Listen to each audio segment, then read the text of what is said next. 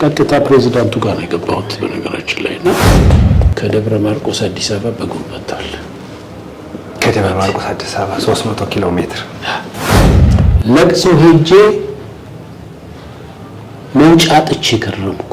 ምን ነው አንዱ የቀብር ስርዓት እንዳልፍበት የሞተው ሰው አጣጥፎ አስሮ በአፈር ጋሪ እየጎተተ እየገፋ ይዞት መጣል። ለምን ባንዲራውን አንድ ፎቅ ላይ ተንጠልጥላ ላይ አንተም የኢትዮጵያን ባንዲራ ምን አላቅም እንዴት እንደፈሰሰ ውጭ ሀገር በተደጋጋሚ ሄጄ ብዙ ሙከራዎች ተደርገዋል እኔን ለማስቀረት።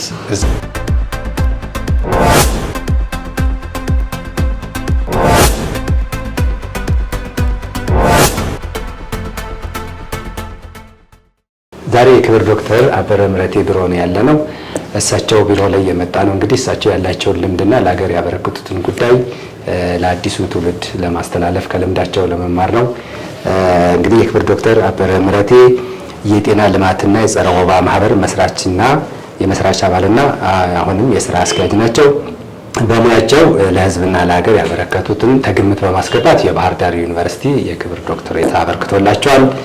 በአየር ንብረት ለውጥና እንዲሁም አየር ንብረት ለውጥ ከወባ ጋር የተያያዙ እንደዚህ እና የአየር ንብረት ለውጥና ጤናን የሚመስሉ የተለያዩ ምርምሮችን በተለያዩ ጆርናሎች አሳትመዋል። በተለያዩ መድረኮች ላይ የምርምር ውጤታቸውን አቅርበዋል። የተለያዩ ሴሚናሮች ላይ ማቅረባቸው የህይወት መዝገባቸው ያሳያል። እንዲሁም በተለያዩ ፕሮጀክቶችን በመምራት እንግዲህ ህዝብን የሚጠቅሙ ፕሮጀክቶች አሁንም በዛው አገልግሎት ላይ ነው ያሉ። እሳቸው ካላቸው ልምድ በመነሳት ለአዲሱ ትውልድ የሚሰጡትን ትምህርትም ከእሳቸው ለመውሰድ የህይወት ተሞክሯቸውንም እንዲያካፍሉን በእሳቸው ቢሮ ተገኝተናል። ወደ እርሳቸው ነው የምወስዳችሁ። በቢሮ ስለተቀበሉን እጅግ በጣም ነው እናመሰግናለን። አመሰግናለሁ። እሺ ስለመጣችሁ። እሺ እኔም እንግዲህ ልምዴን እንዳካፍል ስለፈለጋችሁ ምንም ደስተኛ ነኝ።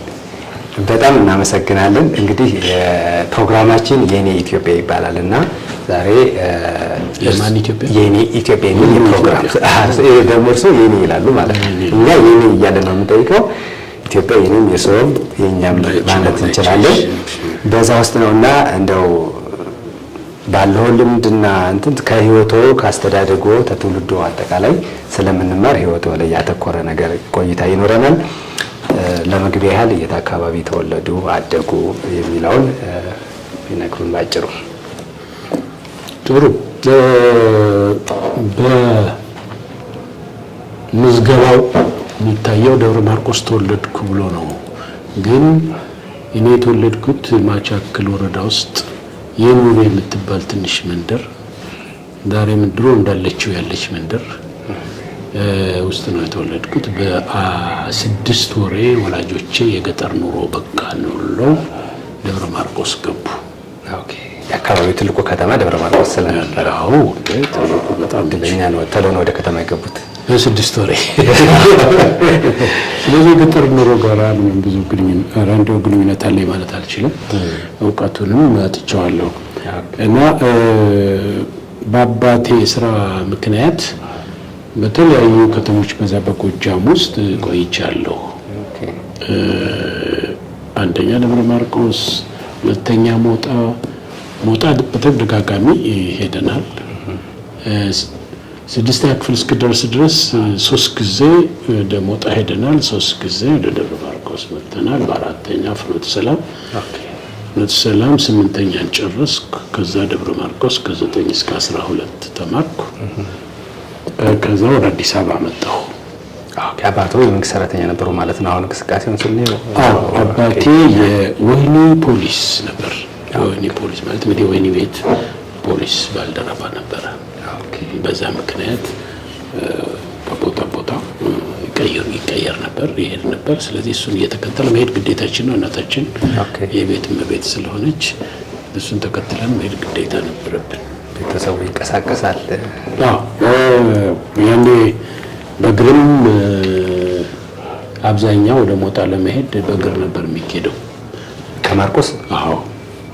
ምን ጊዜ በሆነ እኔ ራሴ አራተኛ ክፍል እያለሁ ነው አራተኛ ክፍል እያለሁ በእግሬ ሄጃለሁ። ከሞጣ ደብረ ማርቆስ መጥቻለሁ። ስንት ቀን ፈጀ? 2 ቀን። በባህር የት ነው የምታደረው ማለት ነው? ከዛ ከሞጣ መተን ግን እኔ አላውቀውም፣ ሰው ተከትዬ ነበር የሚሄደው። ጮቄ አካባቢ እንዳደር እርግጠኛ ነኝ። ምክንያቱም ወረዳ ረቡ ገበያ ከተማ አካባቢ ከሱ ወደ ላይ ነው የሚሆነው። ምክንያቱም ረቡ ገበያ ጠዋት ደርሰን ፍየልም እየነዳን ነበርና አብሮን የሚመጣ ሰውዬ ፍየል እየነዳን ነበርና ለፍየሉም ለኛም ዳቦ ገዝተን ነበር። ዳቦ ነው የሚባለው የእንጎቻ ነገር እና በ5 ሳንቲም አንድ ዳቦ ገዝተን በ5 ሳንቲም ይሄን የሚያክል ሰፊ የሚጋገርለ እሱን 5 ሳንቲም ገዝተን መምጣት። ስለዚህ ከዛ ቀደም ያደር ነውና ጮቄ አካባቢ ላይ እንደሚችል የብርዱ የበላ ነው ድንች ነው።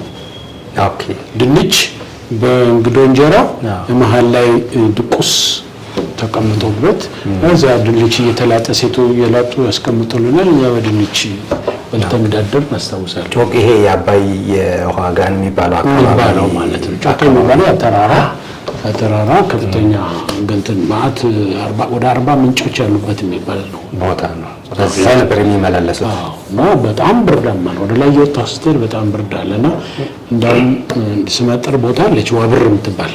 ኦኬ ዋብር ነገሩ ዋብሬ ነው እንደሰማሁት ከሆነ ብር ወድቆበት ማንሳት አቅቶት በብርዱ ምክንያት እጁ እንደዚህ ሆኖበት እና በዚያ ስም ተጠራ ወይ ብሬ ብሎ ተናገረ፣ በዚያው ስም ተጠራ ይባላል። አሁን ቀስ ብለው ወደ ኒያ እያስገቡ ነው አየደበት ላይ አሁን ብር ለማንሳት አይደለም ምንም ለማንሳት የሚከብድ አይደለም። በጣም የሚገርም ነገር ያንን አካባቢ ወደ በስራው ምክንያት ከዚህ ከማህበሩ ጋር በተገናኘ በኋላ መላለስ ነበር ወደ ላይ ወደ ድጎጽዮን ቢቡኝ የሚባል አካባቢ ነው። እዛ ስመላለስ ወደ እንትን ስንሄድ ዋብር ላይ እንወርዳለን እና ስትወርድ ከመኪና ስትወጣ ይበርዳል። መጨረሻ ጊዜ ዓመተ ምሕረቱን ረሳሁት ሲሄድ ግን አይበርድም ነበር። ተቀይሯል። በአንድ ሰው እድሜ ውስጥ እንግዲህ ተቀይሯል።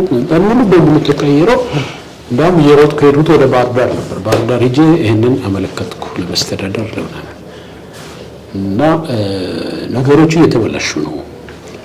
ተራራዎቹ እየታረሱ ነው። ተራራ ላይ ቤት እየተሰራ ነው። ይሄ መቆም መቻል አለበት የሚል ሪፖርት ነው ያቀረቡት። በቃል ላይ ያደረኩት በጽፌ ባቀርበው ጥሩ ነበር፣ ለታሪክ ይቆይ ነበር። ቀጥታ ፕሬዚዳንቱ ጋር ነው የገባሁት በነገራችን ላይ እና አቶ አያሌው ጎበዜ ነበሩ ያኔ። እሳቸው ጋር ገብቼ በጣም ልታስቡበት የሚገባ ህዝቡ አራት መከራከር የሚባል አለ። እዛ ላይ ቤት ተሰርቷል። ተራራ የግል ሀብት አይደለም፣ የህብረተሰቡ ሀብት ነው። የኔ የሚለው ገበሬ ነው ብሎ ተራራውን መሰየም አይችልም፣ ሜዳውን ነው የሚሆነው። ስለዚህ የሁሉ ትምህርት እንውሰድ ቢሆን ነው አልተዳቀም። የተባለ ደብረ ማርቆስ መጥቼ ከ9 እስከ 12 ተማርኩ። ያኔ ዩኒቨርሲቲ መግባትም በጣም ጠባብ እድል ነው። እንዴት ሆነ መጨረሻ ላይ 12 ከጨረሱ በኋላ? 12 ስጨርስ ዩኒቨርሲቲ ለመግባት መጣሁ። አልፌያለሁ። ጎበዝ ተማሪ ነበሩ ማለት ነው? ነበርኩ ማለት እችላለሁ። እና ዩኒቨርሲቲ በዛ ጊዜ ከፍተኛ ውጤት ነው። ከፍተኛ ውጤት ነው። 2 ነው ነገሩ። በእኛ ጊዜ በእኛ ተቀየረ። ከኛ በፊት የነበረው መግቢያ 2 ነበር። ከአራቱ 2 ነጥብ ማምጣት ነው። በእኛ ጊዜ ግን 2.2 ሆነ፣ ጨመረ ማለት ነው። እና እኔ ማምጣት የነበረብኝን አላመጣሁም። ችግር ነበረብኝ በዛ አመት ላይ በተለይ 12 ክፍል እያለሁ ትልቅ ችግር አጋጥሞኝ ነበር። ስለዚህ መጨረሻ ላይ ውጤቴ ወርቃለሁ ብዬ ነበር በቃ እና እንደገና እማራለሁ የሚል እንትን ይዤ ነበር ያመጣሁት። 2.4 ነበር በወቅቱ። ኦኬ እንግዲህ ኮርቼ ዩኒቨርሲቲ ያስገባ ነገር ነበረኝ።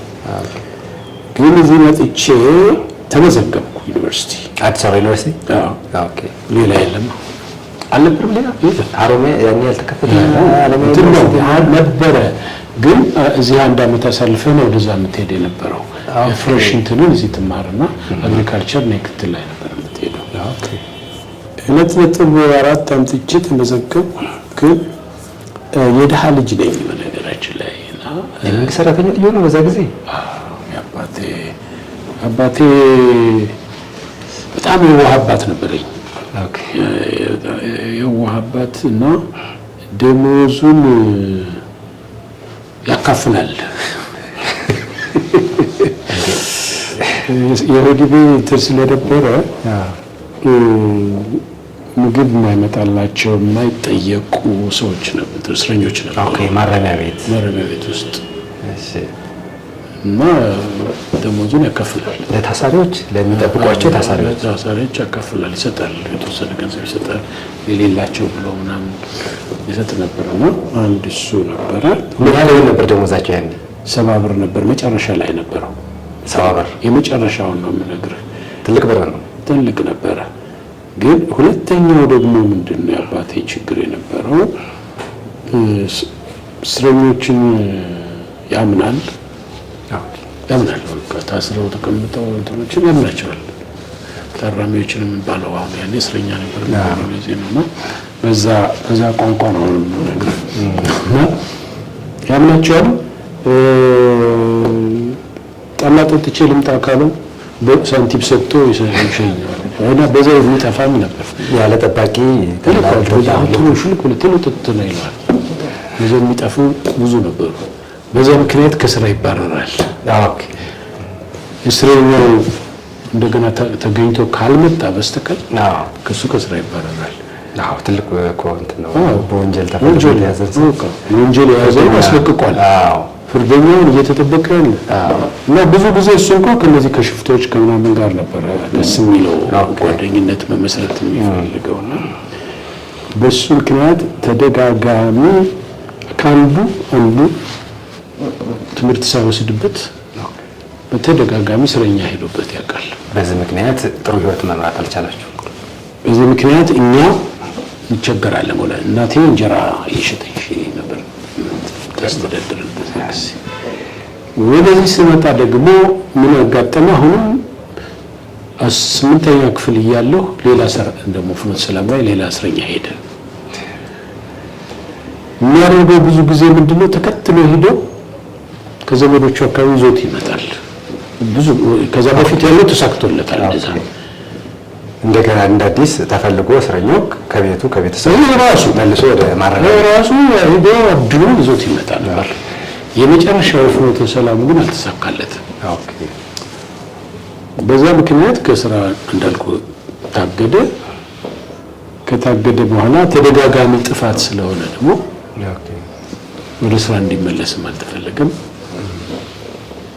የሚገርመው ነገር ይሄን የምነግርህ እንግዲህ በ61 ዓመተ ምህረት ላይ ነው ይሄ የሚሆነው። በጣም ሩቅ 61 ዓመተ ምህረት ላይ ነው የሆነው። በ61 ዓመተ ምህረት ታገለ ከደብረ ማርቆስ ፍኖተ ሰላም ያለ የነበረች ገንዘብ ሁሉ አለቀች። ተቀማጭ አይነ የለም። በነገራችን ላይ ለእናቴ ከሚሰጣት ካልወስተቀር ለሷ ከምን ማስተብረም ከ70 ብሩ ላይ ለእናቴ ቤት ወጪ ምናምን የቤት ኪራይ ቤት ኖሮና ያቅምና 40 ብር ነው የሚሰጣት። ለቤት ወጪ ተብሎ ሁሉም ነገር ከዛ በኋላ አንዳንድ ቀን አምጪ እየተባለች ማለት ነው ይጠየቅ ነበርና እንደዛ አይነት እንትን ነበረ። አባቴ መጨረሻ ላይ አልሆነለትም። የሚገርም ነገር ጥሮታውን ማስከበር ሁሉ አልችላል እና የመጨረሻው በ61 ዓመተ ምህረት ከደብረ ማርቆስ አዲስ አበባ በእግሩ መጥቷል። ከደብረ ማርቆስ አዲስ አበባ 300 ኪሎ ሜትር በእግር የአባይ በረሃ አለ በመሀል ላይ አለ። እሱ መጥቷልና ገንዘብ ስላልነበረው እንደዛው መጥቶ ከዛ እንትን ብሎ በዛ እንግዲህ ከደብረ ማርቆስ አዲስ አበባ በዛን ጊዜ 4 ብር ከ60 ሳንቲም ነበር። 4 ብር አውቶቡስ 4 ብር ጠፍታ እየተገኘለ እና እኔ መጨረሻ ላይ ደህና ሆኖ ስል አንደኛው ለምን እርዳታ አትጠይቅም? እርዳታ ጠይቅና አስተማሪዎችን ተማር እንዲህ ይደረጋል እንዲህ ያልኩት። እኔ ደግሞ አቋርጬ ሊስትሮ ሆኜ ገንዘብ አጠራቅሜ እንደገና መጥቼ እማራለሁ የሚል ነበረ እቅድ ይዤ የነበረው መጨረሻ ላይ እሱ በእንግሊዘኛ ጻፈልኝ፣ እኔ በአማርኛ ጻፍኩ። በአማርኛ ጀመርኩ። አማርኛ አስተማሪ ኢትዮጵያውያንን ይሄ አሁን እኮ አይደለም ይሄን ማርገው ህዳር ላይ ነው። ኦኬ ወላውኩም ያቺ ጃቴ መጣት ምናምን ሰብስቤ እስከ ህዳር መጨረሻ ቀድሜ ምሳና ራቴን ከፍያለሁ። ስለዚህ ያቺ እስክታልቅ ገንዘብ እንደሌለ አውቄ ነው እንግዲህ ወደ ዲሲሽን ነበር እና ሲዞር ቢያል ነው መስከረም ላይ እኮ ይሄ የሚጠየቅ ከተመደለ ተባልኩ። ኦኬ አማገዝ አንችልም አሉ። ከዛ ደግሞ ወደ ህንዶች ሄድኩ። በእንግሊዝኛ የጻፉት ለህንዶች ነው? በእንግሊዝኛ ለህንድ ነው፣ ያኛ ለአማርኛ። እሱ ደብዳቤ ሰጥና ችግረኛ መሆኑ ይሄን ያክል ሰው። በጣም የሚገርም ነገር ህንዶቹ ራሳቸው 5 6 4 ተማሪዎች እየረዱ ያስተምራሉ። አስተማሪዎች ፒስኮር ሆነው የሚመጡ እንትኖች አሉ። ከዚህ ደግሞ ናሽናል ፕሮግራም ብሔራዊ ፕሮግራም ዩኒቨርሲቲ 4ኛ ዓመት ከመሄድ በፊት 3 ዓመት እንደጨረስ ከ1 ዓመት ማስተማር አለብህ ያኔ። ስለዚህ እነዚህ ያመጡትም ከሚከፈላቸው 150 ብር ነው ባልሳሳት አለ ነው። ከዛ ውስጥም እንደገና ቀንሰው ያግዛሉ እና ቀደም ብሎ ነው አሉኝ። አሁን እንግዲህ ያልኩና መጨረሻ አንድ ፈረንሳይ አስተማሪ ነበር፣ ኢቭ ለቦንኔክ ይባላል። ከረፍት በፊት የነበረው ፔሪየድ እኛ ጋር ነበረ። ሲወጣ ተከትዬ ወጣና ሰጣሁት። አይ መስከረም ላይ ነበር ተመሳሳይ። አሁን ብዙ ልጆች ናቸው ያሉኛል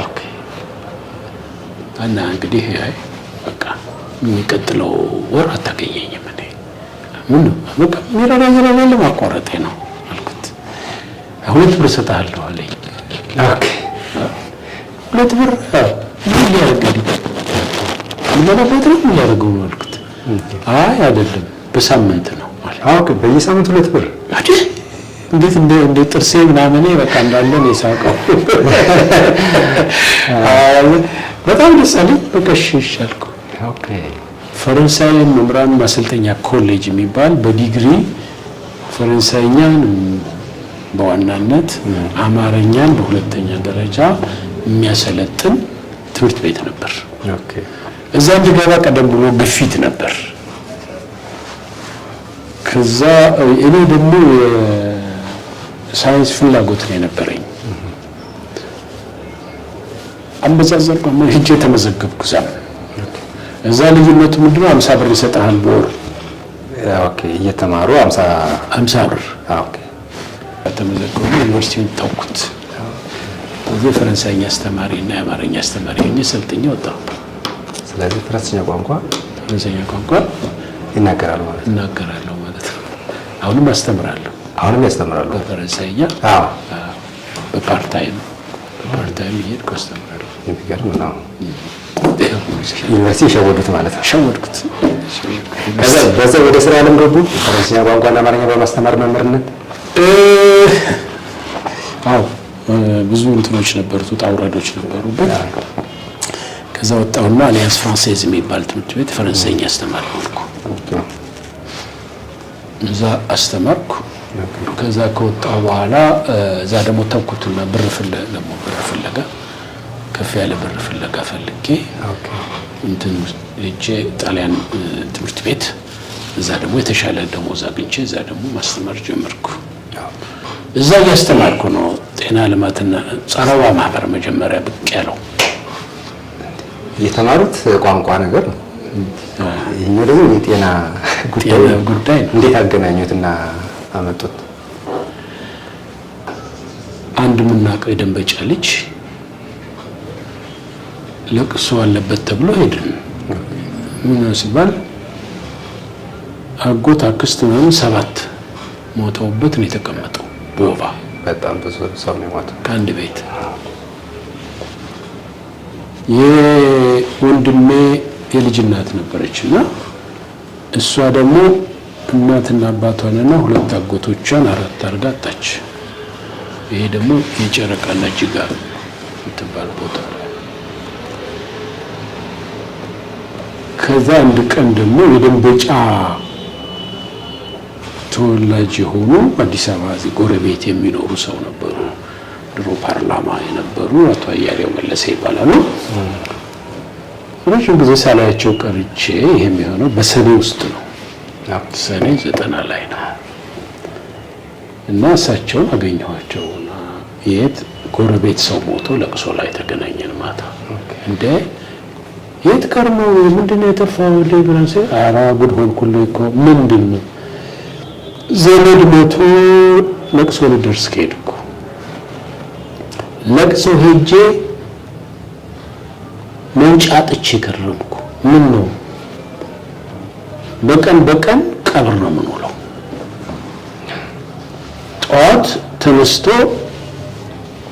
ሚካኤል ቤተክርስቲያን መሄድ ነው፣ መቀመጥ ነው፣ ስንቀብር እንውላለን። አንድ ወር ሙሉ በቀን 10 እና 12 ሰው እየቀበርን ነበር። እና ሰው ወደ ቤቱ የሚመጣው የቀብር ሰዓት አለፈ ሲባል ነው። እና እንዴት ጥለው መጣ? ጥለው አንተ ነው የምለው ነገሩ እንትን እንዲመች ብዬ ነው። እንዴት ጥለው መጡ ነው እንጂ አይ አንድ መጨረሻው ቀን ላይ አንዱ የቀብር ስርዓት እንዳልፍበት የሞተው ሰው አጣጥፎ አስሮ በአፈር ጋሪ የጎተተ እየገፋ ይዞት መጣል ለቀብር ሰዓት እንዳልፍበት ነገ ሌላ ታምራ ያለው ማለት ነው። ይቅርብኝ ብዬ ደብረ ማርቆስ አድሬ መጣሁ። አስጨናቂ ጊዜ ነው። እንዴት ሊያም እንደሚችል እንግዲህ ተነስሰማው ማማታ ከለቅሶ በኋላ ቤት ሄድኩና ባለቤቴን በቃ የሽው መንግስት የሚያደርገው ጫፈጨፈው እኮ አልኩት። አጋጠመው ጨረሰው አልኩት። ህዝቡ ጨረሰው። እንዲሆኑ ብሎ የተፈጠረውን ታሪክ ነገርኩትና ሌላ ቀን እኮ መንግስትን አብረን ነው ምናማው ቦጭቀው ነው አይቦጨቅም እንጂ እኛ ቦጭቀነዋል በደንብ አለ ከዛ ምን እንዳሳያት አላውቅም።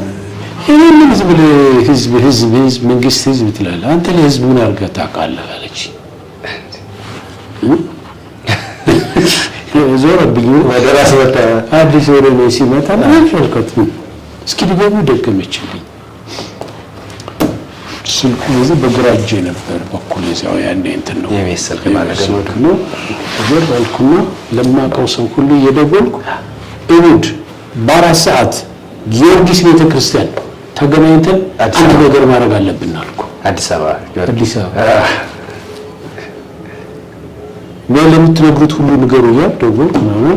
4 ሰዓት ሌላ 7 ከኔ ጋር 8 ሆነ። የመጀመሪያ መወያየት ጀመርን እና አንድ ነገር እናድርግ። አንድ ሐኪም ጓደኛ ነበረኝ አሁን የአይን ሐኪም ሆኗል። ፕሮፌሰር ይቃል አዳሙ ይባላል። ስደውልለት ዛሬ ምን ያያረው ከኛ አንድ እርምጃ አንተ ተራምደሃል አለኝ። ምን ነው አለ። አይ አንተ አንድ ነገር እናድርግ ነው ያለኝ። እኛ ደግሞ ምን እናድርግ እያልን ዝም ብለን በዚህ ነገር እያንጠለጠልን ምንተው አንተ አንድ ነገር ማድረግ አለብን ብለሃልና አንድ እርምጃ ተራምደህ ነው ቆየኸኝ። በጣም ጥሩ ነው። ተሰባሰብ አጠና ነው ችግሮችን አጠናን አጥንተን ወደ ስራ ገባን። ስለዚህ ይሄ እንግዲህ የህዝቡን ችግር ተረድተህ መልስ መስጠት ነው። የሙያ ጉዳይ አይደለም። ይሄ ጉዳይ ቁጭት የፈጠረው ነገር ነው። ቁጭት የፈጠረው ህዝቡ አማ በኋላ የሚያሳዝነው ደግሞ የበለጠ አሁን ዝም ብሎ የደንበጫን በቀን 10 እንኳን እንትን ብትል በወርቆ 300 እየተቀበረ ነው ከአንድ ከተማ ትንሽ ከተማ ተከታታይ እኮ ነው።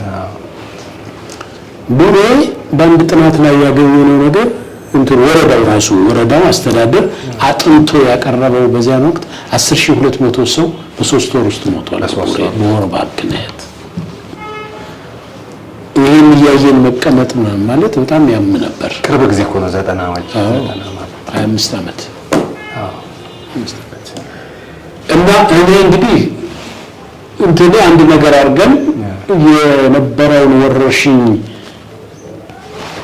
አጥፍተን እስከሚያልፍ ለኔ በቃ በመስከረም ጨርሰነው ወደ ስራዬ ሙሉ በሙሉ ገባለሁ ነበር። እንዳልኩት አይደለም ግን ምክንያቱም በጣም ጊዜህን የሚጠይቅ ነገር ነው። ህዝቡ እንትን ያደርጋል እና እስከዛሬ እንግዲህ ያለሁት ወደዛው እንደገቡ ነው የቀሩት። በዛው እንደገባሁ ሌላውን ስራ ተውት። ቋንቋ ማለት ተውት። ስለ መደበኛነት ይሄ ቋንቋ ስራ የኛው ሆነ። አልፎ እንግዲህ ከስራ ውጭ በሆነ ሰዓት እንዳልኩ ቅድም ከስራ ውጭ በሆነ ሰዓት ላይ ፈረንሳይ ያስተምራለሁ። ሌላ ግን ዋናው እንትን ይሄ ሆነ። ኦኬ በጣም ብዙ ይሄ ያመሰረረቱ ራሱ የሚገርም ነው። እንደዚህ ክፉና ደግ ያዩባትን ኢትዮጵያ፣ በድህነትም ያደጉባትን ኢትዮጵያ፣ ኋላም ህዝብ ሲያልቅ ያዩባትን ኢትዮጵያ እርስዎ ኢትዮጵያ በእርስዎ እንዴት ነው የምትገለጽ? እንዴት አድርጌ ልግለጽልህ መሰለህ? ለመጀመሪያ ከኢትዮጵያ ወጥቼ የሄድኩት ፈረንሳይ ሀገር ነው እና አንድ ቀን በእግሬ ፓሪስ ከተማ ውስጥ ወጥቼ እሑድ ቀን ነው ዞራለሁ። እወዳለሁ ለማወቅ ወጥቼ አንድ ከተማ ሲሄድ እኔ በእግሬ መዞር ነው እወዳለሁ። ለማወቅ የሚችል በመኪናው ከሆነ ባቡር ከሆነ ብዙ እንትን አታውቅምና ወጥቼ ሳደግ ለምን ባንዲራዋን አንድ እንትን ፎቅ ላይ ተንጠልጥላ ላያትም የኢትዮጵያን ባንዲራ አላውቅም። እንዴት እንደፈሰሰ ልነግርህ አልችልም። ብቻዬን ነኝ እና ውስጣችን ነው ያለው፣ ውስጥ ነው ያለው። ሁለተኛው ውጭ ሀገር በተደጋጋሚ ሄጄ ብዙ ሙከራዎች ተደርገዋል እኔን ለማስቀረት እዛው እንዳይመለሱ። አዎ እንዴ አልሆነ እሱ እኔን ለማስቀረት ሙከራ ተደርጓል ነው የሚሉት እንደ ትንኮሳ። ሌላው ደግሞ እድል አግኝቼ ነው እንዴት ለምሳሌ አንድ ፈረንሳይ ሀገር ያወጣና አሜሪካም ሳይም ተሞክሯልና ፈረንሳይ ሀገር አንዷ ሴት ፋብሪካ ያላት ነች እና እንድቀር ፈለገች። ምን ታደርጋለህ? እኔ ሰው ያስፈልገኛል እና የምትፈልገው ስራ እሰጥሃለሁ፣ ባለቤት ግን ታመጣለህ። ልጅ ነበረ ደግሞ እንደተወለደ ነበር ያኔ መጀመሪያ ልጅ እናመጣቸዋለን። ቀረለች። አላረገውም አልኳት። ቢብለው መጡ። አላረገውም አልኳት። አንድ የዋርካው ስር ምኞት የሚል አንድ ቲያትር ነበር ኢትዮጵያ እና አባትና ልጅ የሚወያዩት ነገር ነበርና ልጅ ወደ ውጭ የሚሄድ ፍላጎት የለውም። ሌሎቹ ግን ይሄዳሉ እና ከኔ ይሄዳሉ። እኔ ግን እምቢ አለኝ ይላል አባት። ልጅ እምቢ አለ። ልጁ ወደ ውጭ መሄድ እምቢ አለ። ሌሎቹ ይሄዳሉ እና አባት ምን ይላል? አይ አንተ እኮ ለአፈሩ ቅርብ ስለሆንክ ነው ይለዋል። ምን ማለት ነው? ምን ማለት ነው? ምን ነበር? ምን ማለት ነው? አይ አንተ ድሃ ስለሆንክ አፈሯን ታውቃታለህ፣ ትሸታለች፣ ትይዛለች። እነዚህ የሚሄዱት ደግሞ የሀብታም ልጆች ናቸው። አፈሩ ጋር ግንኙነት የላቸውም፣ አያውቋትም፣ መሬታችንን አያውቋትም። እኔ እንግዲህ አንድ እሱ ተጽዕኖ አሳድሮብኛል። የድሃ ልጅ መሆኔ ከዚህ ጋር መገናኘቱ አንዱ ነው። ሁለተኛ በተለይ ይህን ማህበር ከመሰረቱ በኋላ የተማርኩት ነገር እንዲያውም ለዘመናት ያሳለፉት ጊዜ ሁሉ ይቆጨኛል። ለምን አንድ ትልቅ አባባል ምን ሰማው አባባል አለ። ሳይማር ያስተማረን ሳይማር ያስተማረን እና ማን አስተማረው ታዲያ? እሱ ተመልከት፣ ያስተማረው ሰው የለም እኮ ግን ምን አስተምሮኛል?